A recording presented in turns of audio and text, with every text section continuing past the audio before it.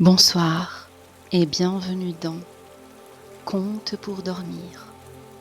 Ensemble, nous allons plonger dans un merveilleux livre qui s'appelle Jolis contes du monde entier. Nous découvrirons des contes qui traîneront vos imaginations si loin que vous oublierez les murs de votre pièce. Alors, laissez-vous emporter par le charme de ce monde fantastique. Ce soir, sous cette pluie et dans cette chaleureuse cabane, je vais vous raconter l'histoire du vieillard qui faisait fleurir les arbres. Alors, installez-vous confortablement et permettez-moi de vous guider dans ce merveilleux voyage.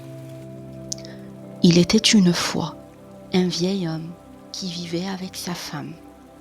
Tous deux avaient un petit chien qu'ils aimaient tendrement et qui ne les quittait jamais. Un jour, alors que le vieux travaillait dans son potager, le chien se mit à gratter sous un arbre. Puis, il s'élança vers le vieux en aboyant, rebroussa chemin et reprit son manège. Le vieil homme s'approcha de l'arbre avec sa pioche et commença à creuser. Soudain, sa pioche cogna contre quelque chose de dur. Il creusa encore et découvrit un coffre rempli de pièces d'or. Avec l'aide de sa femme, ils emportèrent le coffre à la maison. Ils étaient devenus riches grâce à leur petit chien. Ils lui en étaient très reconnaissants. Mais dans le village, l'histoire se répandit et un voisin en perdit le sommeil de jalousie. Il se rendit chez les deux vieux afin qu'ils lui prêtent leur animal. « Nous aimons tellement notre chien que nous ne saurions nous séparer de lui, » dit le vieux. Mais l'envieux revint chaque jour avec la même demande. Et comme les deux vieux étaient bons, ils finirent par le lui prêter. De retour chez lui, le voisin mena l'animal dans son jardin. Aussitôt, il s'arrêta, flaira le sol et se mit à gratter. Le voisin accourut, suivi de sa femme qui portait une pioche. Ils creusèrent la terre et trouvèrent un grand tas d'ordures puantes. L'homme, furieux, leva sa pioche et de rage tua le petit chien. Puis, il courut chez ses voisins en criant « Quel malheur! Votre petit chien est mort dans mon jardin. Je n'en suis pas responsable. Et vous est vite porté la nouvelle. » Les vieux enterrèrent leur chien sous l'arbre où il avait trouvé le trésor et se couchèrent très tristes. Cependant, alors que le vieillard dormait, son chien lui apparut en rêve et dit « Coupe l'arbre sous lequel je suis enseveli et fais-en un mortier à riz. » À son réveil, le vieux raconta son rêve à sa femme qui lui conseilla de faire ce que le chien disait. Le petit chien leur avait toujours été fidèle. Son message ne pouvait être qu'un bon présage. Le vieillard coupa donc l'arbre et fit de son tronc un beau mortier. Puis il y entassa des grains de riz. Mais au lieu de riz, il en sortit des pièces d'or.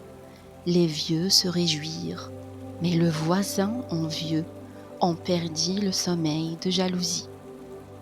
Il retourna chez ses voisins et leur demanda de lui prêter leur mortier. « Nous l'aimons tant que nous ne saurions nous en séparer, » lui dit le vieux. Mais l'envieux ne se lassa pas. Chaque jour, il revenait avec la même demande. Et comme les deux vieux étaient bons, ils finirent par lui prêter leur mortier. De retour chez lui, le voisin amena les ballots entiers de riz. Il comptait bien faire une belle récolte de pièces d'or. Mais cette fois encore, il ne sortit des grains que d'affreuses ordures puantes.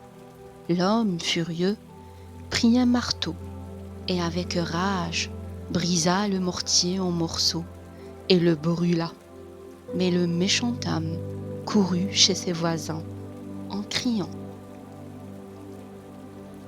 « Quel malheur! Votre mortier s'est mis à flamber sans raison. Je n'en suis pas responsable et je vous ai porté la nouvelle aussitôt. » Les bons vieux furent très peinés en apprenant ce qui est arrivé. Ils allèrent se coucher, bien tristes. Mais une fois encore, le vieil homme vit son petit chien en rêve. Celui-ci le consola et lui dit d'aller chercher les cendres du mortier pour les emporter sur la grande route. Lorsque le roi passerait, il devrait grimper sur les branches des cerisiers et y répandre les cendres.